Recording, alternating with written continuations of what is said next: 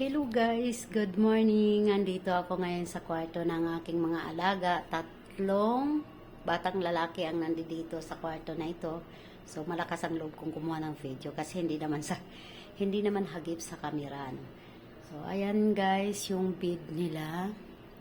Kung makikita mo yung tatlong bed na yan, iuurong ko yan guys pagdating ng every Sunday, inuurong ko yan kasi kailangang linisin yung ilalim dahil yun ang pinakapaborito nila, yung kakain sila ng kung ano-ano tapos nilalagay sa ilalim kahit sa mga anak naman natin guys, di ba?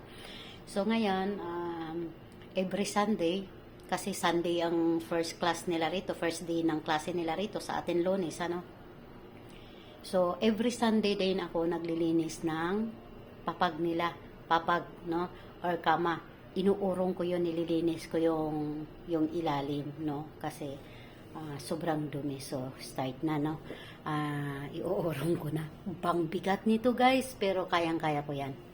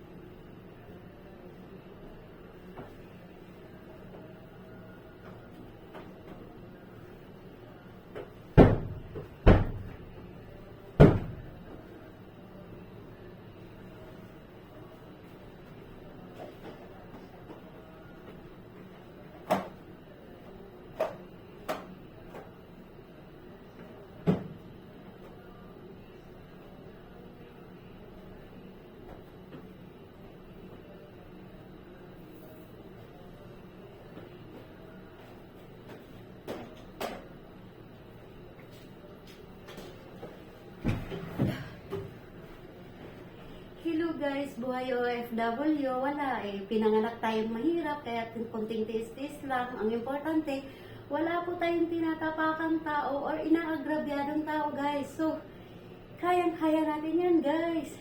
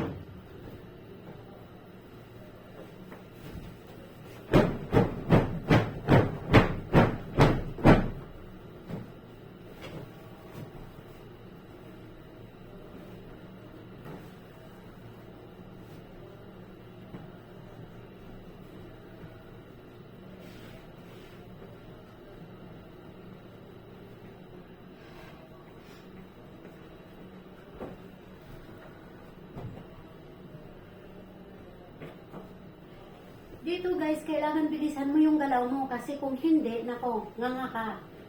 Unlimited ang trabaho dito guys, Diyos ko. Kaya kung ikaw babagal-bagal, nga ka, palagi kang mapapagalitan ng amo mo.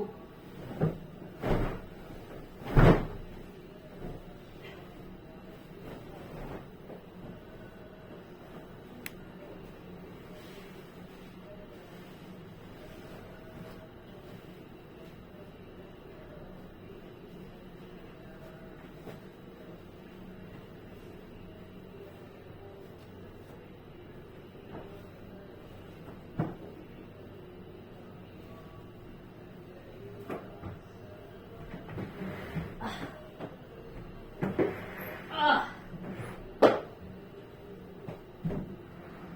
Ah! Whew! Ah!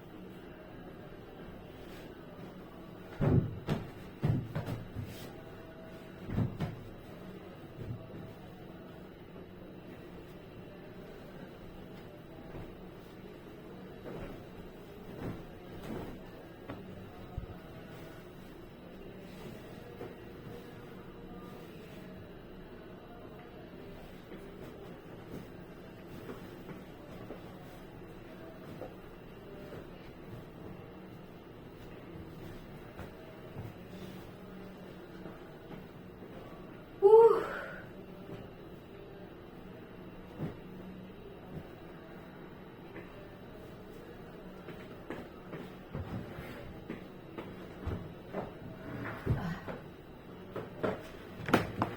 Ah!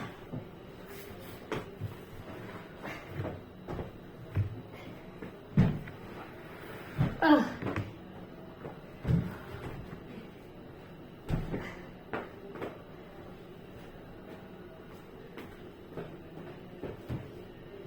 Whew! Kapagan. So, ayan guys. Naayos ko ng 3 kama ng aking alaga, no. Hinihingal ako guys. No. Sobrang hingal kasi sobrang solid itong kama nila, yung bigat. Yung bigat guys. No, so naayos na in a minute only, no. A minute only, no. Naayos ko na yung ano, so maglilinis muna ako dito. Ayan, napakasimple lang naman, kaso lang, yun nga ang masakit doon, kasi sila guys, dito guys, yung mga bata, kapag walang pasok, maghapon naka-computer, ano, nagagawan sila sa ano, pero kapag may pasok naman, tinatago ng nanay yung mga aparato. Ito lang ang mga naiiwan. So, ayan mga ano nila to sa PlayStation, ano. So, nagkukulong lang sila rito kapag walang pasok, no? Kaya sobrang dumi ng kwarto nila kapag ano, kasi yung mga pagkain pinapasok lang sa ilalim. So, gano'n na lang guys. Salamat for watching. Ate Jimmy Live po, online paluwagan. Ang importante, kahit anong hirap ng trabaho natin guys, kaya natin yan. Basta wala tayong tinatapakang tao, okay lang yan. Basta pinapakain lang tayo ng maayos, may sahod tayo monthly, okay lang yan. Kasi lahat ng bagay, kailangan mo ng paghirapan bago natin makuha, diba?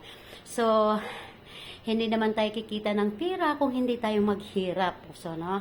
So, Shout out pala doon sa mga nanloko sa akin. Kung makikita nyo yung video ko, kung paano ako magtrabaho ng sobrang hirap, no? Too much hardworking ako, guys. Pero, congrats doon sa mga nanloko sa akin. Sana matuto din kayong magbanat ng buto, ano? Salamat. Bye-bye. God bless.